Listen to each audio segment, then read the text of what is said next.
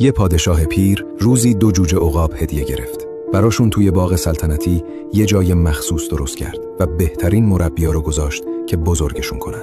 چند ماه گذشت. یکی از عقاب‌ها با قدرت و زیبایی توی آسمون اوج گرفت و آزاد شد. ولی اون یکی اصلاً از شاخه‌ای که روش نشسته بود تکون نمیخورد. برنامه غذاییش عادی بود و سالم به نظر میرسید. با این وجود اون عقاب پرواز نمیکرد.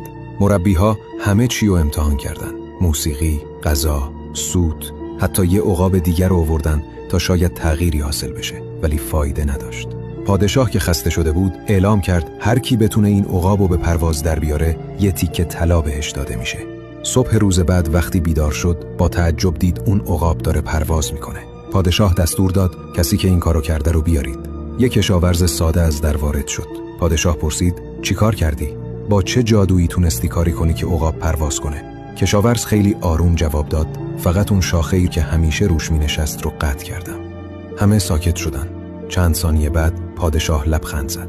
تو اون لحظه چیزی رو یاد گرفته بود که تو هیچ جنگی یاد نگرفته بود. گاهی ما به چیزایی میچسبیم که بهمون حس امنیت میدن، حتی وقتی برای پرواز ساخته شدیم. و وقتی اون شاخه امن رو از دست میدیم تازه متوجه میشیم که بال داریم. راحتی زیاد دشمن رشده. اگه رشد رو دنبال نمی کنی احتمالاً دیگه هیچ وقت ما رو نمی بینی. ولی اگه این کار رو انجام میدی تبریک میگم، تو هر روز در حال رشدی.